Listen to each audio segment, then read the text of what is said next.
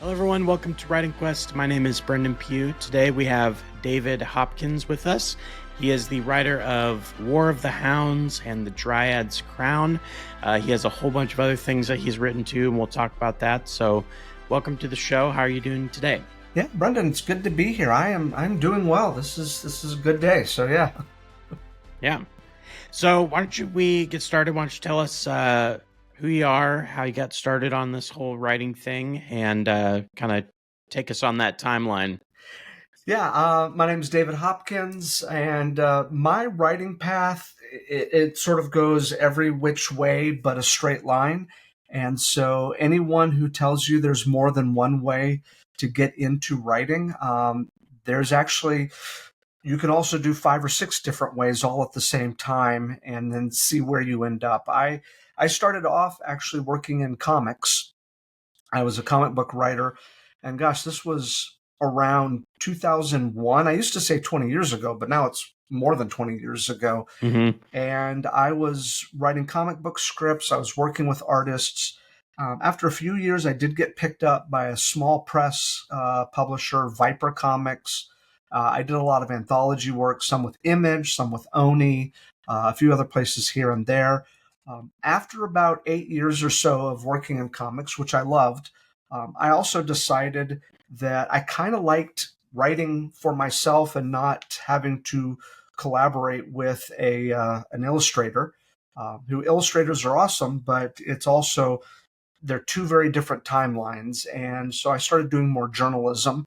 I was writing for magazines, which paid a lot better. I was able to do that full time for a while. And then I kind of hopped back to my first love, which was fantasy fiction. And then for the past few years now, I've been writing fantasy novels. So I've had my toe in a lot of different things, but this is the thing that I'm going to try to stay the course with for the foreseeable future. Yeah. That's pretty cool to go from comics to. Do you ever think you'd go back to doing comics at all at any point, or? Yeah, actually, the funny thing about it is comics, like any other field, is tremendously hard to break into. And I should say it differently. If you want to just make comics, the entry level is very easy, much like indie writing, indie publishing. You can, back in the day, if you had a long arm stapler and a printer, you could make your own comics. You could go to a comic book shop or a convention, you could sell your own books. And that's certainly how I started off. But to get into that higher level where you're writing for Marvel and DC, and I have friends who have broken into those companies, it's a whole other level of difficulty. I found that probably the best way to get into comics is to establish yourself in a field outside of comics. We've Mhm. had some really great novelists who have done work in comics. We have great screenwriters, TV writers, playwrights who have all found success in the comic book field. So it's one of those things where the outsider kind of builds their name. They almost have a better reputation than someone who's been in the trenches for a while. So this is not a long con to get back into comics. But if Mhm. ever Marvel came up to me and asked if I had a Fantastic Four story, I would say absolutely. I've been sitting on it for about 20 Mhm. years now. I would love to write that. Yeah. Yeah, that's cool. Do do you find that yeah, I think that's true of a lot of things, but especially it feels like the comic book industry, especially with like the big two, that's got to be just a highly competitive, not only highly competitive, but then there's also very well-known names that are like entrenched in writing good stories. And so yeah, I can definitely see how that's like could be really tough to break into. Well, yeah, and I would say it's even more competitive for comic book writers. I mean, obviously, the skills required to be an illustrator is monumental, and the work that they do is absolutely incredible. But because the burnout rate is what it is among artists, there is a whole bench of people waiting to come in if that person is not able to fulfill what they need to do. Whereas writers, it's different. A writer could work on 10 different titles for a Mhm. company, and they're not going to burn out because you can write a comic book script about one a week. And I know people who could probably work even faster than that, but one a week I think is perfectly reasonable for a 24-page comic book. You could do several of them a month, and some of these comic book writers will be with that company for 20 plus years. Hmm. Unfortunately, because of the way that American comics are structured, um, the artists tend to get chewed up and spit out. The burnout rate. If there's an artist who's been with a company for decades, they are few and far between. They are legends in their field. Most of Yeah. them will work on a comic for a while and then they'll need a break. But the writers, a lot more competitive. And on top of that, if you get a well-known author, let's say like a Lee Bardugo, who Hmm. is writing Six of Crows and stuff like that. If she is offered a comic book, the sales are automatically guaranteed just because she'll bring her fan base over. Yeah. Where if you've got a person who's relatively an unknown in the comic book industry, they bring no one over. But Hmm. it's interesting because you are essentially a curator for characters and ideas that have been around for years and years and years and years and years. So when you're writing, let's say, Superman, you are not just writing a new and different Superman, you are adding to a lore that dates back almost 100 years. And part Hmm. of what you're trying to do is appease a very devoted fan base who knows absolutely everything about Superman. And you're also Hmm. trying to find where you can add to the mythology in a meaningful way. So it's fascinating, but it's also very limiting. Whereas, working on, say, my book, I'm creating the mythos as I go. I'm getting to Yeah. make all the decisions about who these characters are, what's important, what's not important. I'm not stuck in Smallville or having to retell the same stories. So, Yeah. but at the same time, there's also, millions of people that would love to read a great Superman story. Um, in the world of indie publishing, the margins are much, much slimmer. Yeah. Well, I would say too, I don't go reading, like, I love Batman and all that kind of stuff, but I don't go reading that for every story to be groundbreaking or new, or, like, I get it. It's Batman against Joker. Like, it's the same thing we've been doing forever. So there's that. But then there's also, that fan base is like, you got to figure out how to add to the lore in a meaningful way. But if you do it wrong, like, they're going to chew you up and spit you out. Yeah, there's a few people. I think Gail Simone, Tom King, people like Jonathan Hickman in the world of comics who are absolutely amazing, and they're very good at that. But one thing I figured out very quickly when I was doing indie comics is when I've got my little indie comic book and they come to my table, most of the people going to those comic book conventions, let's say they're a Spider-Man fan, that fandom of Spider-Man does not extend over to just anything. Hmm. they want the Spider-Man t-shirt, they want the Spider-Man sticker, they want Spider-Man art and more Spider-Man comics. Like that's all they want. So you're standing here with your little comic book. They just are not interested in it. The different Hmm. thing is in the world of fantasy, a lot of the people that come to your table, they've already read Martin, they've already read Tolkien, they've already read, Isaac Asimov, they've read everybody. And so when they Hmm. see your book, they're like, okay, it's fantasy, it's epic fantasy, it looks like a duck, it quacks like a duck. Sure, I'll give it a try. Right. And I have found it is a lot easier to sell an epic fantasy book at a book convention than it is to sell an indie comic at a comic book convention, just because the fantasy reader just wants more fantasy. They're fans of the genre. Whereas Hmm. oftentimes within the comic book industry, they're fans of a very particular property. Um, and they're not, it's harder to sell them on something that doesn't look like what they've grown up loving. Yeah. Well, I'd say fantasy fans too. I mean, I like things that are, very similar to what I've read before, but I'm also looking for like what's a new take or something that's a little, different. So, yeah, I agree with you that they're looking for, I want more fantasy that's adjacent to, but I do want something new. And so Wow. that drives them to want to buy something that's, they don't know about. Oh, absolutely. I have a friend, Sam Renner, who writes sci-fi that's very much like Star Wars. But what you Hmm. find out very quickly is Star Wars fans are not looking for things that are like Star Wars. Hmm. They just want Star Wars. And so he's more likely to find fans who are just hard sci-fi fans that are like, okay, it's a space opera with aliens and travel to distant planets. I'm sold. Let's do it. Yeah, for sure.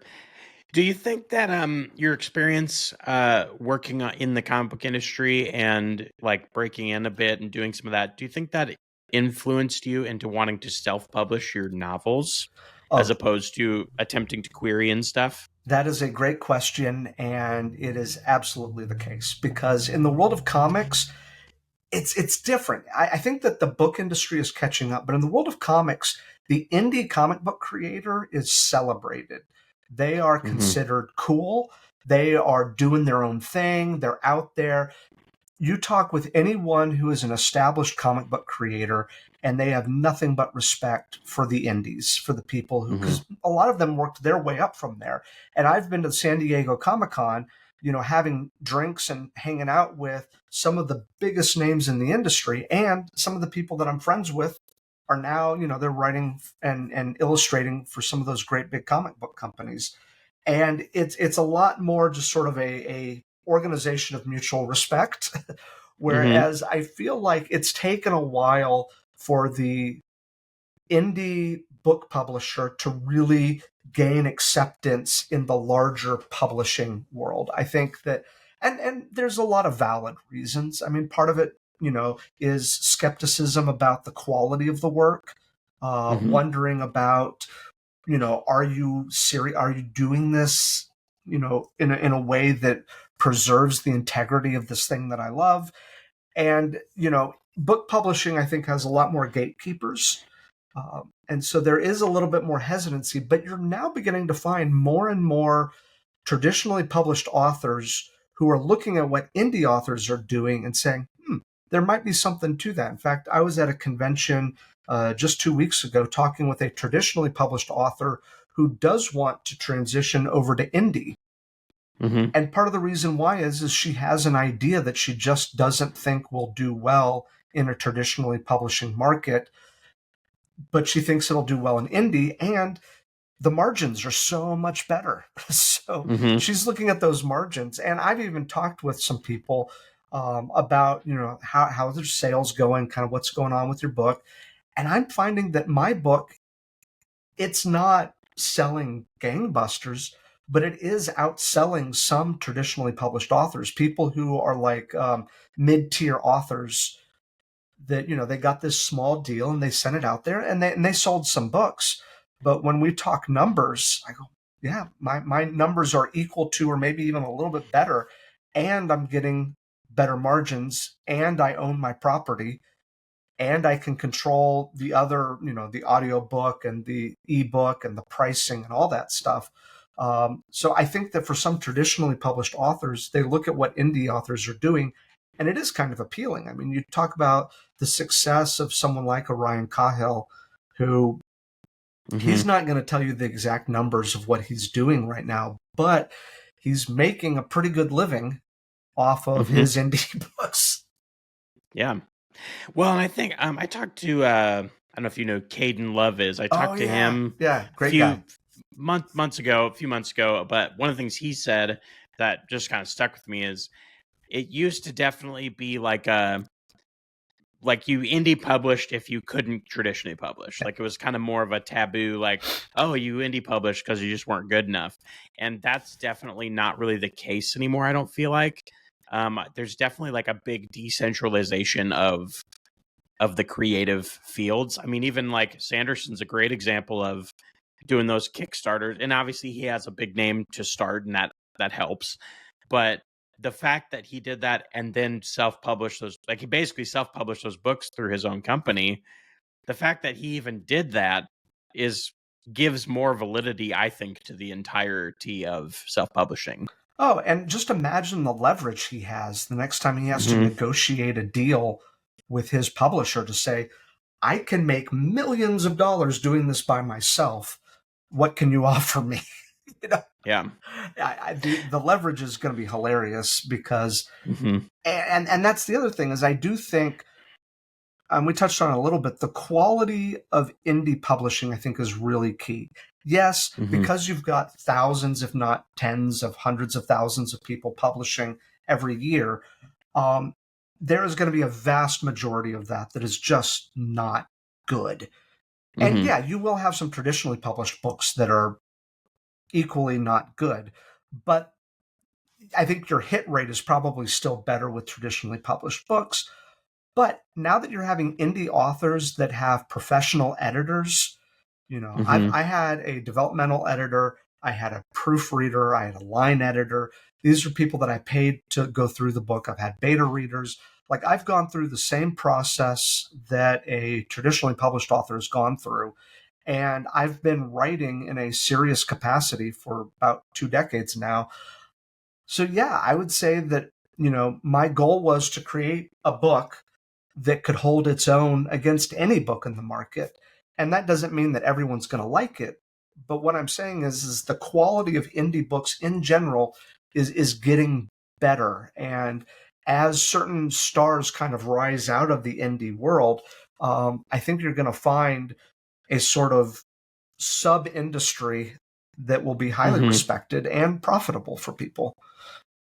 Yeah. Yeah, I think so. I think that people really, I think the other part too is that, especially, and I've heard like Sanderson's talked about this, but every person I've talked to so far and doing this podcast has basically said having that control is very big.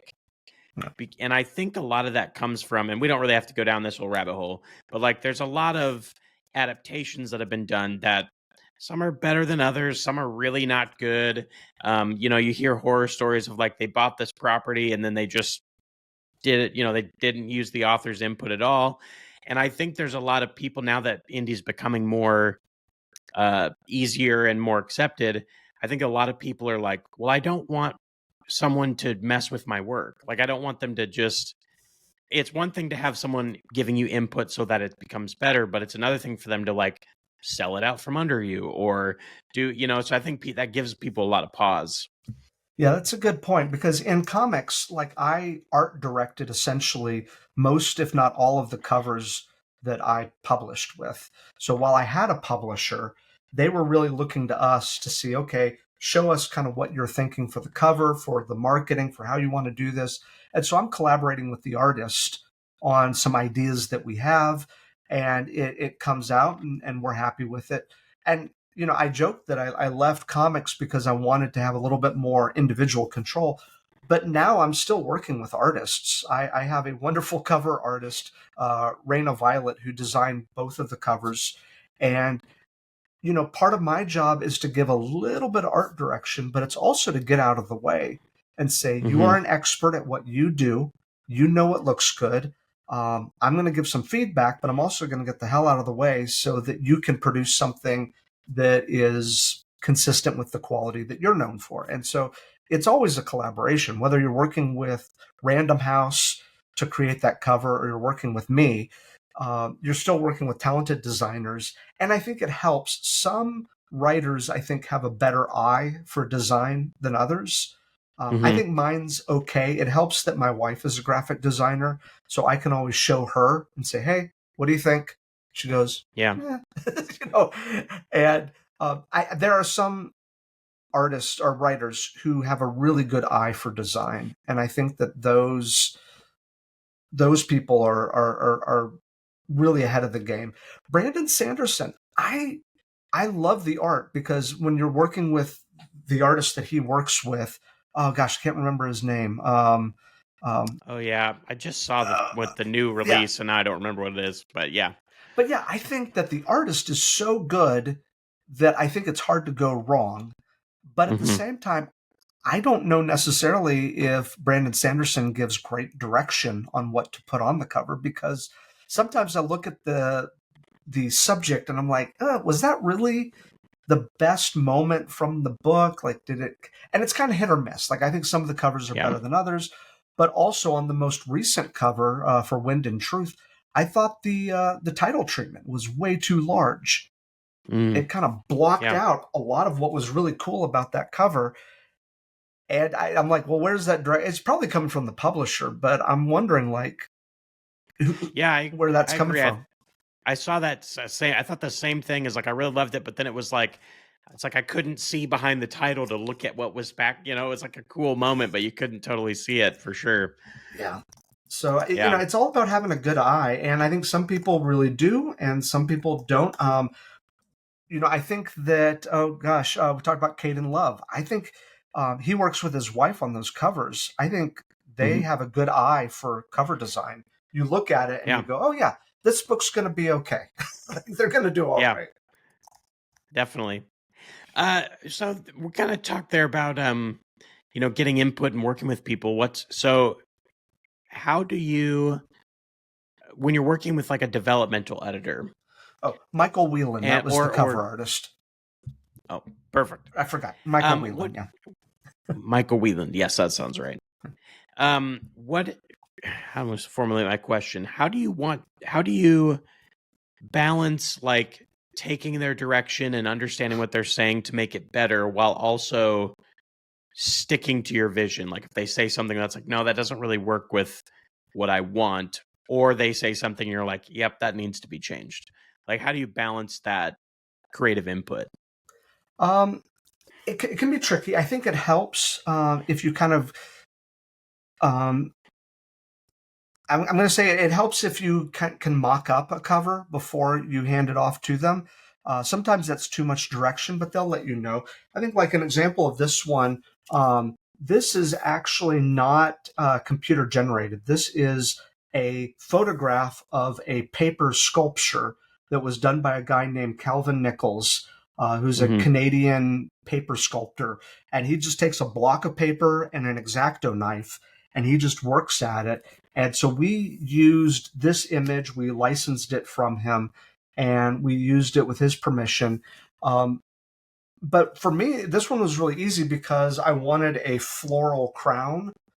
It was kind of, it's been a trend. It comes and it goes with fantasy books where you might have like a single object on the cover, whether Hmm. it's a crown or a sword or a throne or something like that. Um, and then you have the title treatment. And I felt like that was an easy enough concept: floral crown, white cover, and then a fantasy-esque title treatment, so that immediately it kind of shouts out to you, oh, this is a fantasy book. Yeah. That was the hope, at least. uh, and so, yeah, part of that was just really having specific design. If we had done something that was more of a scene from the book, I think that's a little bit harder, because what's going on in my head is going to be very different than what's going on in their head. And there's probably going to be Hmm. more rounds of revisions. The big thing, actually, with the second book, War of the Hounds, was not so much the concept, but it was just getting the color correct. Oh Because yeah. we were trying to figure out, okay, we now have two books. They need to look good next to each other on the shelf, and we're going to do more books. So we need to make sure that we kind of plan that out now versus, each time trying to reinvent the wheel. So we came up with a color scheme for the entire series, and there were ideas that were good, but maybe didn't work with each individual title. And so we had to kind of go back and forth. So we worked out the color scheme, and I think that if you work with a professional, they're going to take feedback, but they're also going to push back, which is what you want to welcome. You Hmm. want to welcome that, because occasionally they're going to say, well, I really don't like the placement on this, or I feel like it needs to be larger or smaller. And you go, okay. like, Yeah. I'm not going to fight them too much on that. So I It's think, kind of it's kind of that it's like a gentle friction. It's like yes. you want just enough friction that you get to the right place, but not so much that you're fighting about it, you know? Yeah. Well, and even inside the Dryads Crown, we have 12 full page illustrations by a Filipino artist by the name of Daniel Irving de Sena. And so, once again, I'm working with artists. That actually wasn't too bad, because for several years I was writing direction to artists as a comic book artist. Hmm. So, like for instance, here's one of the images for people that are watching on YouTube. We've got the image here. And it's a woman holding a sword, standing by her bed as this shadowy creature is approaching. I think Daniel mocked up probably about 20 different positions of where the woman was standing in the room, the angle of kind of the camera angle of where she was versus Hmm. where the shadow was. And once we had that kind of set, the rest was pretty easy. So I do think that if you're working with someone who has the time, having a mock up is always going to be better than just being Yeah. like, I'm going to pay you a bunch of money and then you're going to send me the final version. Like it's harder to make edits at that point. Yeah. Um, I'm definitely one to where it's like I don't draw or I like that's like I'm creative in a lot of ways, but like that's one area where it's just like nope, can't do it. But I feel like I have a good enough eye. I just don't know how to get it there. So it's definitely one of those like I'm gonna tell you kind of what I'm envisioning. And then generally what happens is if I have someone come back to me with something and I'm like, that's just way better than in my head. So, oh, you live for those moments as a comic book hmm. writer where you Yeah. create this sort of convoluted scene and then they send it back to you and you're like, yep, that was how it was supposed to be. That was so much Yeah. better. And that's what a good collaboration looks like. And I think it can happen with covers. I think it happens with interior art. Um, and it also depends just on the timing. There's some fantasy cover artists who their schedule is so backed up that they're just not going to have time to go back and forth with you on an idea. It's like, this is the Sure. idea. I've got 20 more people that are waiting. Here you go. And I'm Yeah. out. Yeah, for sure. So let's talk about your books a little bit. Yeah, you mentioned briefly in the beginning that so they're in the same world, but there's kind of separate standalone novels. So maybe if you want to talk about what your plans are for that, but how you also kind of came to that as opposed to just writing a kind of linear series. Yeah, I mean, part of the idea was, and this is just looking at other people who've come before me and what they've done successfully, is we've got the main series, which is book one, The Dryads Crown, called, the series is Tales from Ephrauzul, and this is book one. Uh, One of the minor characters in this book, um, we explore her in more detail in this book. So she's a popular character in the book. I've had enough readers come back to say, we love Bren Caius. Bren is one of my favorite characters. So it's like, okay, well, Hmm. let's do a smaller story about Bren in her prime. And that became War of the Hounds, which is a self contained book. Part of the reason why we did the self contained is because you can get this book for free as an ebook if you sign up for my newsletter, which people have been doing for a long time now. It's the old newsletter incentive because if I can build Yeah. up a good newsletter list, I can sell the series as it comes out, and it's a lot Hmm. easier. Now the paperback is $9.99, so it's a smaller price point. So this becomes a nice jumping in point for someone who maybe they don't want to read the big chunker of the first book, but they read this and they go, okay, this is pretty thrilling. Let's see what else is going on in this world. And then they get into this larger series, which Tales from Ephrauzul, right now, the arc that I'm working on is probably about 4 books. And I like doing these in between books as well because they allow me a little bit of freedom to experiment, to try new things. This one is actually a retelling of Shakespeare's Henry V, War of the Mm. Hounds is. And so that's something that I could experiment with. I'm not going to take those kind of chances on the main series. The main Sure. series is precious. I want to get it right. But if I say, I wonder if I could write a 100-page long epic poem set in the world of my series. That's something that might work as a smaller book. And if I fall on my face, it's not too big of a loss. Yeah, definitely. Yeah, I always find that fun to like. I always love little short stories or novellas that go with stuff because I think it just gives so much fun context to things. And I think as I'm been writing my first book, and I've also started a prequel novella that I'm pretty close to. But I always start short stories because I generally am like, I need to explore this character for a moment. Like I don't know maybe quite their personality yet, or I don't know how they would act in a sort. So then I started. So I have like a ton of short stories that maybe someday I'll put together, but most of the time that just ends. That's like it's like a writing exercise of like I just need to discover what is going on here, and some of it's trash, some of it I'm like, hey, that's not too bad, but yeah. So I love all that kind of stuff. Oh, I completely agree with you. When I transitioned from comics to writing prose, I started off writing short stories because, like you said, each short story can be a little bit of a challenge. You go, okay, I'm going to write this short story from this perspective, or I'm going to tell it in this point of view, or I'm going to make sure that it's just action from beginning to end, or I'm going to try to do one that has no, this or that. And you kind of set these little challenges for yourself just to see. I mean, it's like a workout. You're flexing muscles that you didn't know you had. And then Mm-hmm. some of that ends up in your longer books where you go, okay, I now have a better control over dialogue. And it's in part because I wrote a short story that was only dialogue. Yeah. Yeah. And yeah, those are great exercises that, yeah, it helps kind of build up your skills so that you're willing to be a little bit more daring in your longer works. Yeah. Do you find that those also help you? Because, like, every creative, regardless of field, you have different strengths and weaknesses of like some you're better at certain things. Like, I remember when I first handed any of my writing to my brother, who he writes, and we kind of talk about it a lot. One of the first things he says, he was like, your fight scenes are great. I know what's going on. I can follow it and all this stuff. But he's like, but your dialogue is terrible. Like, so it's those kind of, so do you use that also for like, okay, I'm not doing so well on this aspect, so I need to work on that. So I'm going to write this dialogue story. Yeah, to some degree. I think that this is where reader feedback is very helpful. When you get that first book out and you start getting some reviews coming in, or you get beta reader feedback, you find out really quickly kind of what you're good at. It's like you said, you find out, oh, I can write an action sequence or a fight scene pretty well. And maybe you didn't realize that about yourself.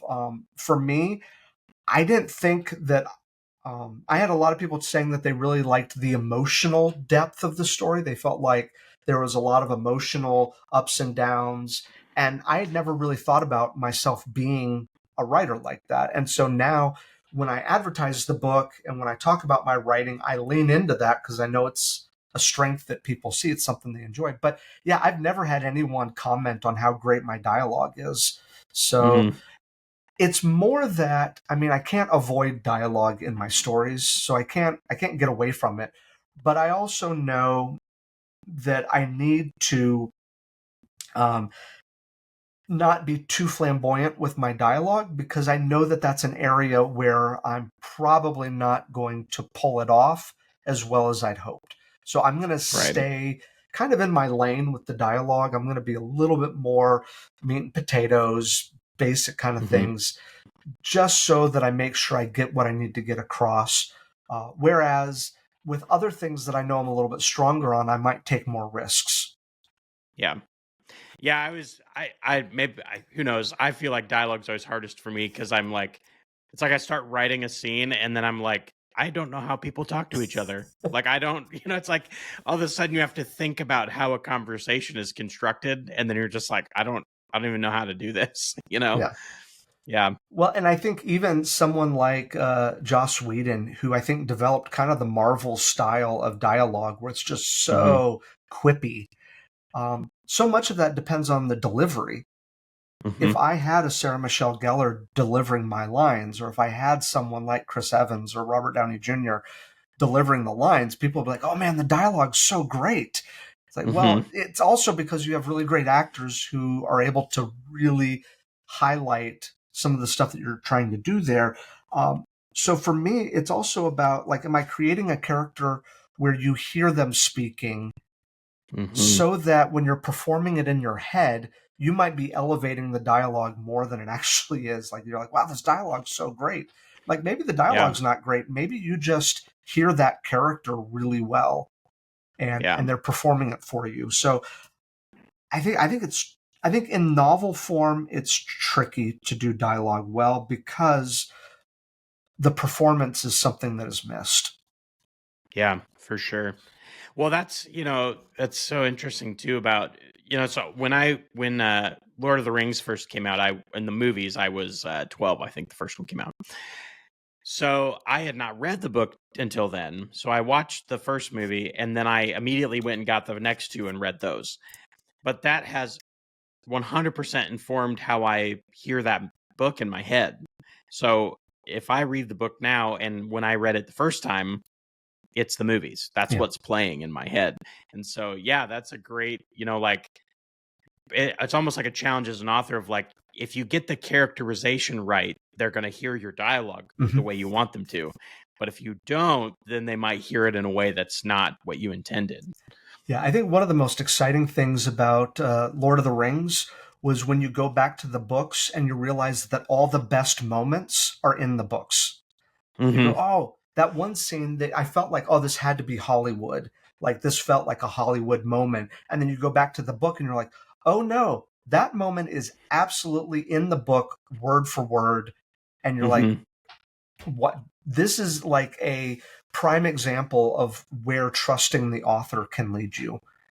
Yeah. I mean, we could talk about Rings of Power, but I think on the scene level, you're missing Tolkien. Like you don't have enough material there to pull from. Whereas I think, the filmmakers, they were pulling some of Tolkien's best stuff. So the moment where Sam carries Frodo up the mountain, I'm in tears, and it's just like how it is in the book. And you're like, that's a great moment. Yeah, that and I apologize to all the listeners because they've heard me say this 1,000 times, but there's a clip.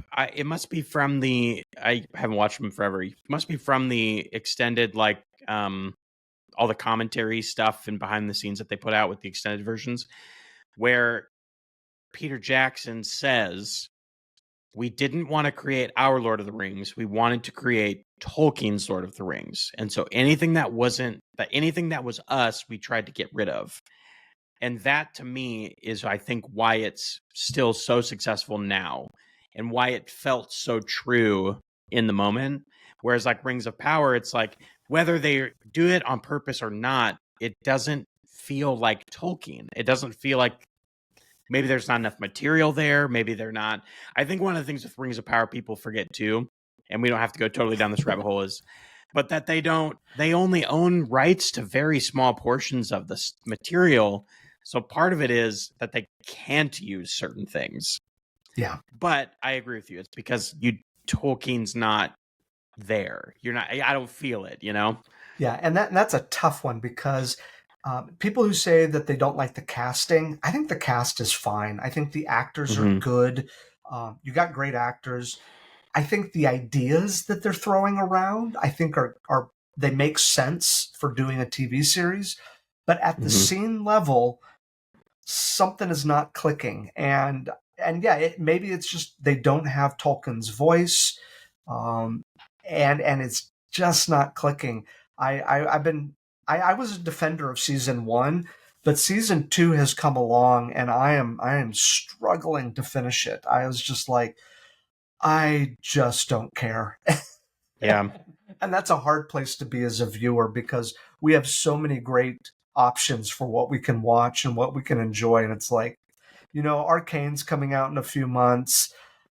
That first season I felt like was so good. So oh my good. gosh. So, yeah. So I'm like, why am I holding out on this one when I've got this other show that's about to come out and this thing looks good and that looks good? So I'm like, there's a lot of options out there. And yeah, I think at the scene level, something's not working. And that's not the most advanced critique, but I think people who are complaining about casting, I think they're missing it because I think that it's not the actors, it is what they have to work with. Yeah. Yeah, I generally am never I don't really it's very rare for me to be like that acting was bad. Yeah. Like maybe it wasn't what I liked the best or whatever, but I don't ever like the thing that got me in season 1. I haven't started season 2 because I was like, we'll just see, you know. Yeah. The thing that got me in season 1, and correct me if I'm remembering this wrong, but I felt like there was just a lot of baffling story decisions. So like, I think it must have been maybe like season 4 or episode 4 where it's like they decided, like the whole episode was like deciding to go to Middle Earth to save Middle Earth. And then by the end of the episode, they decided to do that. And then in episode 5, it was like they were re-deciding to go save Middle Earth. And I was like, so I started episode 5 and I'm like, wait a minute, didn't we like do all this? You know? Yeah. And then they get to Middle Earth and like they know exactly where to go. And they're, you know, like it just, some of that stuff was like, this isn't really believable, I guess, you know? Yeah, because part of the thing is, as a writer, I don't want to give my characters a hard decision that the reader already can make. You know, Yeah. where we're like, well, of course you're going to go save Middle Earth, because if not, we don't have a TV show. Like, Right. of course you're going to go do this thing because the whole point. Right. And I think that it's more important that I have them make choices about things that the reader can't see into the future of. Oh, is this going to happen? Well, I don't know. I know that they're going to save Middle Earth because that's the point. But is he going to try to, you know, steal the throne from this person? Like, those are the mysteries that might be more interesting. But we're not given that. We're giving some of the most general things, like, should the hero do the hero thing? And it's like, well, yeah. Yes. I think the other problem you had is you had this mystery box. J.J. Abrams is known for doing mystery boxes. And one of the mystery boxes is, who is Sauron? And, you know, and everyone's like, is that Gandalf? No, it's not. And then at the end, you're like, but maybe it is. And it's like, these little mystery boxes are not doing anything for me. You could have told me that that was Sauron at the very beginning, and it actually would have heightened the dramatic tension because no one realizes it except the audience. That's exciting. We all know who he is, and the audience and the people on the show don't. That's interesting. But if you make it this big reveal at the end, I go, oh, okay. Yeah, it's like, oh, I kind of already felt like I knew that, you know, like, yeah. And same with the Gandalf thing. I'm like, you could have told me that at the beginning, and it would not have detracted at all from the story. I still would have enjoyed the story the same amount. Yeah. Well, it's kind of the same, you know, I think, you know, there's a part where, like, and sorry if this is a spoiler, so spoiler alert, maybe, but where, like, a seal door maybe sort of, like, you don't know if he's alive or not. Yeah. And when you do that, it's like, well, we know he's going to live. And it's like Marvel has had this problem a lot where it's like, well, we know Thor's not going to lose. Yeah. Like, of course, Thor's, you know, Iron Man's not going to die until, of course, Endgame. But I think that's why, like, George Martin was so successful, is because he really, and like Game of Thrones actually isn't really my cup of tea, just not. But the fact that you really don't know, I mean, he'll just get rid of a character that you thought was a big deal. I think that's part of why he was so successful. Oh, absolutely. Because then you have meaningful consequences for actions. I know that no matter how much a certain character messes up, I know they have to stick around because we know that they are important later in the story, or because for other reasons they have this plot armor. But in Game of Thrones, if someone makes a bad decision, they could be dead the next episode. Like, yeah. We know that there are consequences for these actions, and that, I think, really heightens the suspense of it. That was one thing. I really am enjoying House of the Dragon, but I don't think we had any of those sort of moments in the second season where we were worried for the lives of these characters. I was kind of like, none of these characters are going to go because we kind of need them all. And I don't like killing off characters for just simple shock value, but I do believe in consequences for dumb actions. Someone does something stupid and they die. That's entertaining. I'm like, yep, that should have happened. Yeah. Well, so then kind of applying this to your stories and your series that you're writing, how are you kind of working through those things? Like, are there characters where it's like, you're trying to fight against the plot armor thing, or like, so Harry Potter is like, well, we know Harry Potter's going to make it all 7 books, Yeah.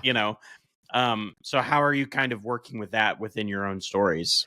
Yeah, I think that particularly with the larger book, it's a little bit harder because any character that I get rid of, I have lost them now, and I lose whatever they brought to the story.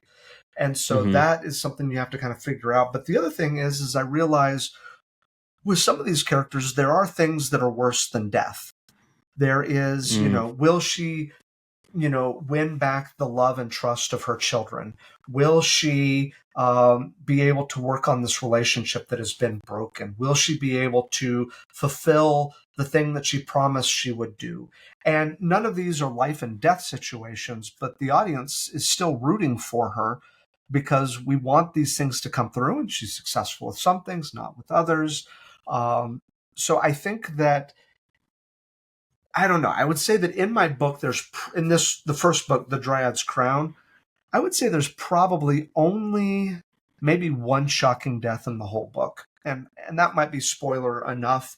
But there is one death at the beginning, but it's the inciting incident. Like, that is not something that should surprise anyone because it's the thing that kind of catapults everything forward. But there is a hero that is lost about 1/3 of the way in. But even that one, I feel like it fit for the moment. So I guess I do not have the bloodlust that George R. Martin has.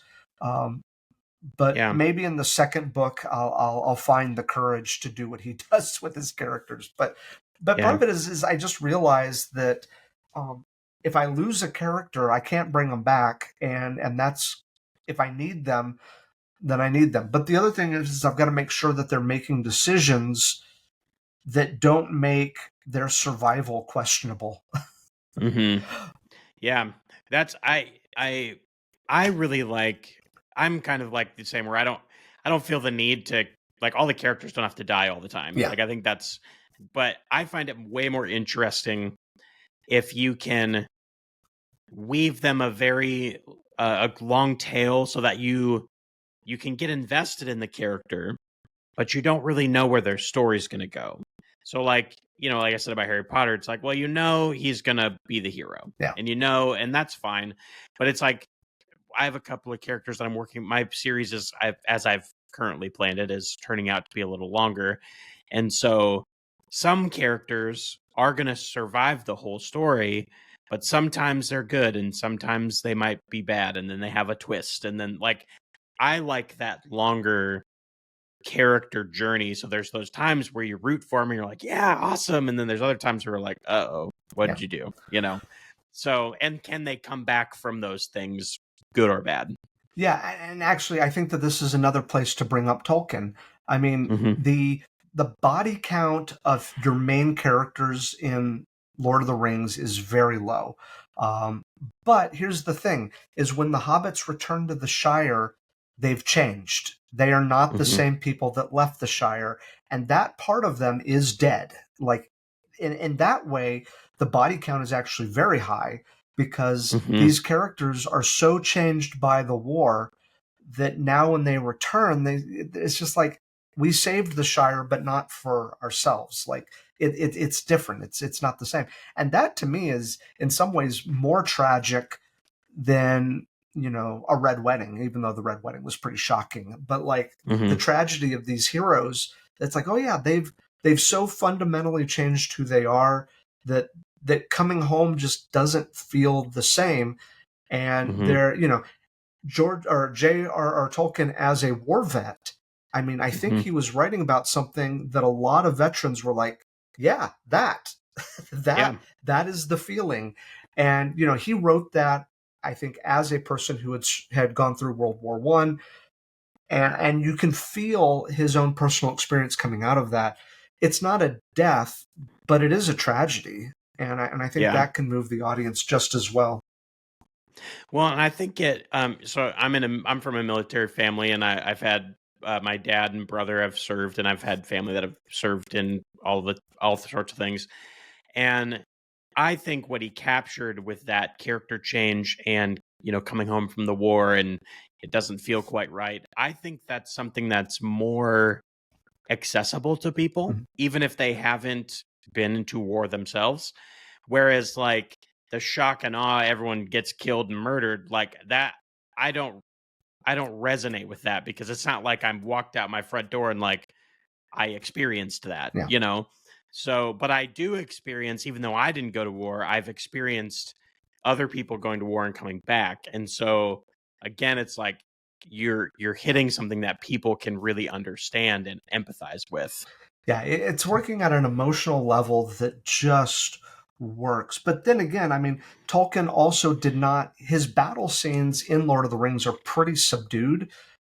He Hmm. doesn't go, I mean, that's one area where the movie really expands it out. In the Yeah. books, it's not as detailed, it doesn't go into it as much.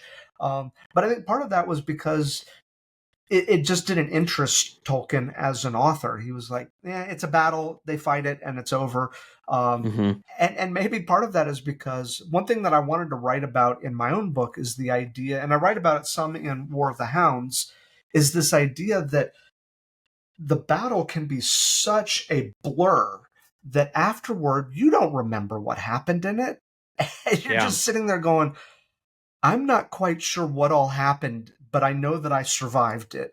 And so we go Right. through this battle, and then afterwards we have soldiers who are just sitting there, not quite sure even how to talk about the experience because it was such a blur.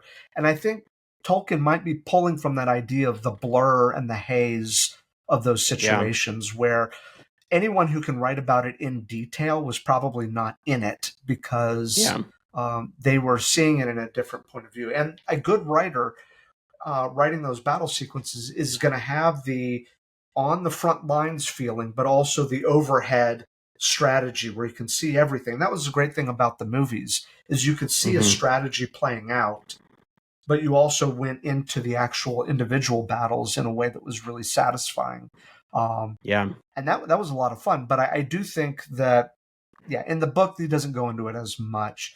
There's some authors like Joe Abercrombie, John Gwynne, who are very good at writing battle scenes and sequences, and I think they do that in a way because they understand both the personal, but then also the sort of strategic high level of it. Yeah.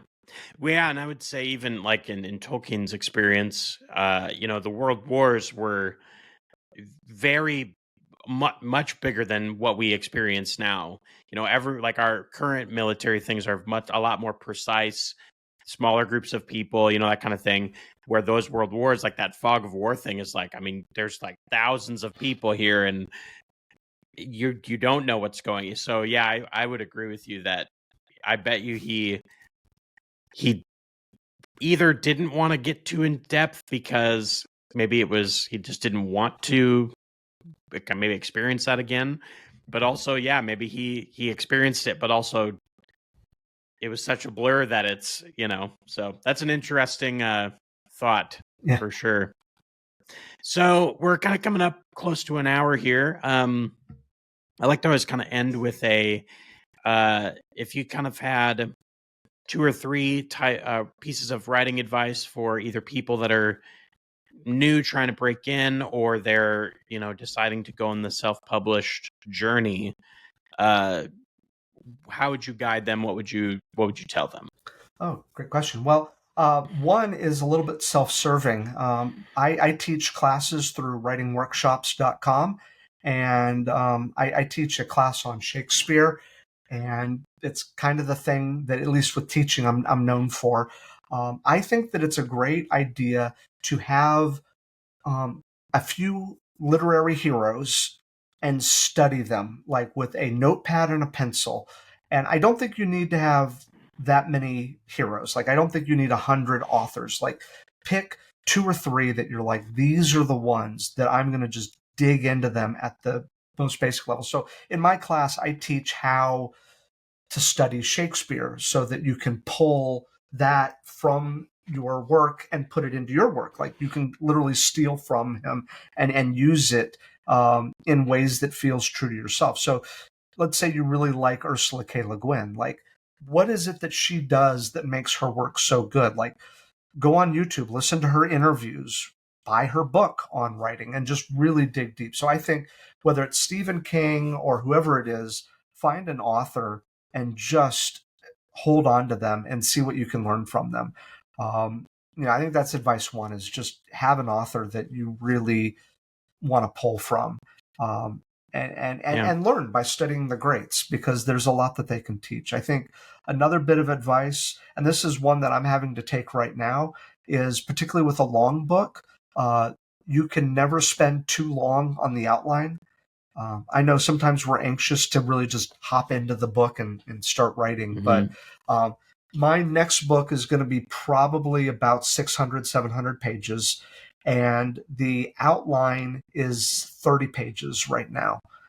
And I'm going to go through it. I'm almost done with it. And I'm going to go through it and I'm going to read through it again. I'm going to mark it up. I'm going to change things. I'm sending it off to my editor to say, hey, look, here's the outline. What are you thinking? What needs to change? What's going to work and not work? And I want to get that outline so tight that when it comes time to write, it's just about craft. Now it's just about delivering. So that outline's kind of like the first draft, basically.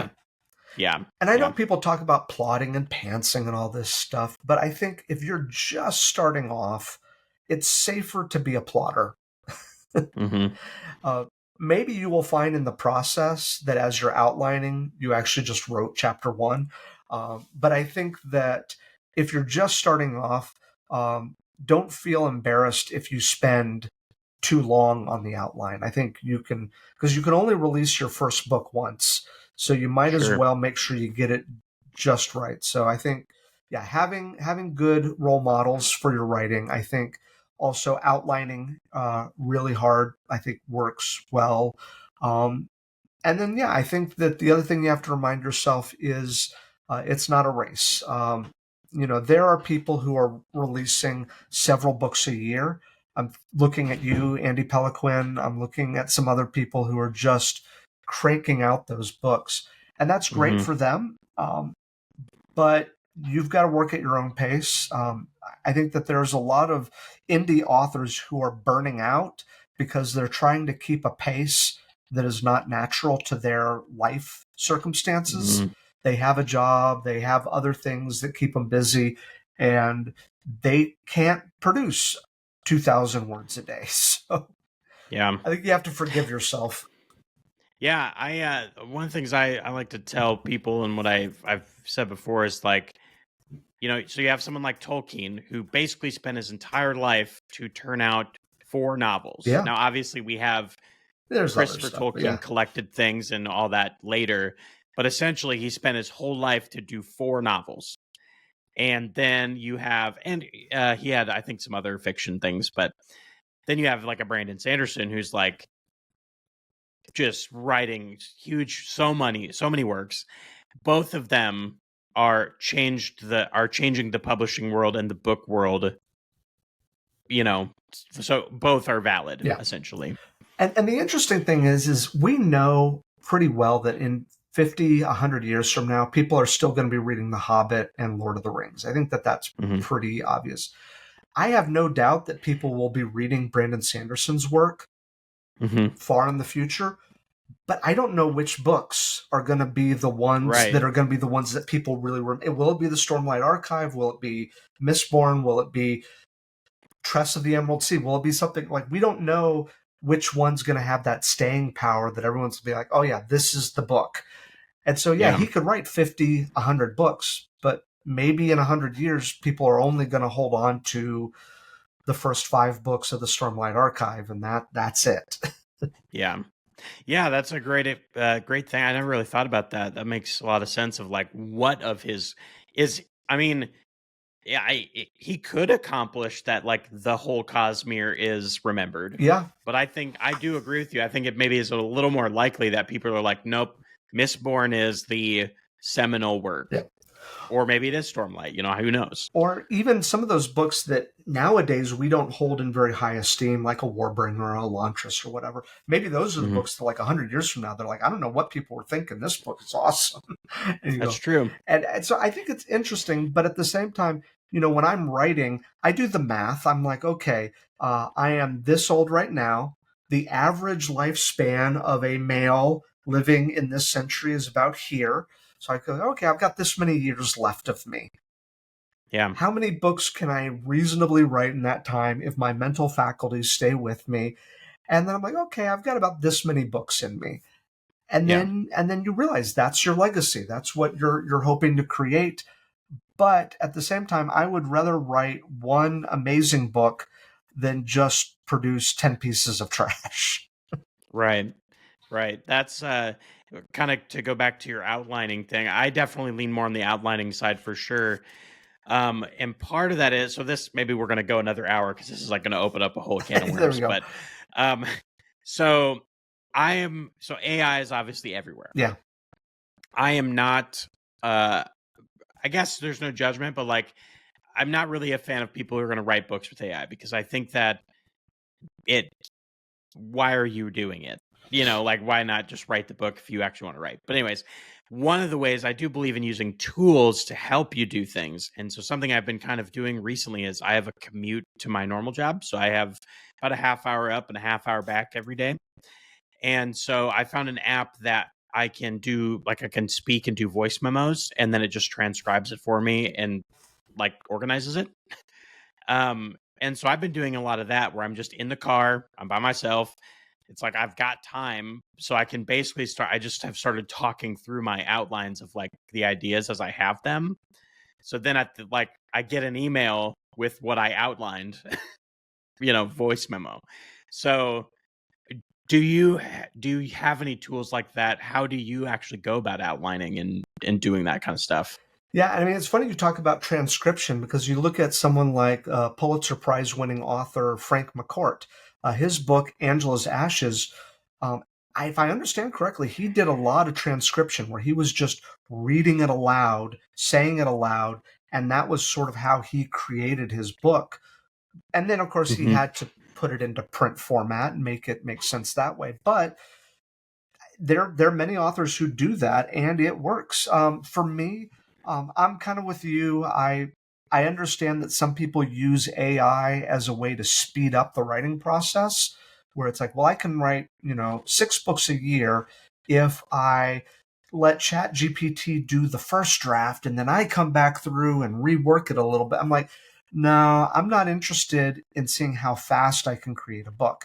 If I can write this book within a year, great, I'm happy. But if it takes 2 years, no one's coming after me with pitchforks and torches. I'll be fine. So for me, I tend to use, I used to use Scrivener a lot for my writing, but now I found that Google Docs actually works the best for me because whether I'm on my work computer or my home computer or I'm on my phone, if something hits me, I can bring up Google Docs from anywhere and work on it a little bit. So I would say Google Docs has become my friend, even though we've had a long and contentious history. I've finally kind of given in to the fact that being able to work on something wherever I am, at work or at home or on my phone, I'm like, okay, this is good for me. I tend to I'll write the long outline, I'll print it out, and then I'll usually have a print copy next to me while I'm working through the book, and I'll mark it up and kind of mark out things as I'm going through it. The other thing that I actually found really helpful for my process, and it's not so much an outlining thing, but I use Story Origin, storyorigin.com. They have their goal tracker, and it will say, okay, if I want to write this book in this amount of time, then I need to, if I write 350 words a day, and at the end of the day, I'll put in how many words I wrote.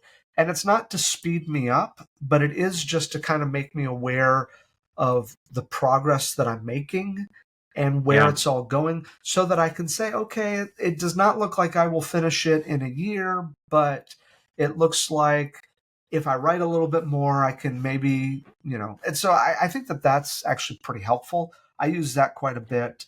And then I think that those are the two things that I use probably the most is just Google Docs, Story Origin.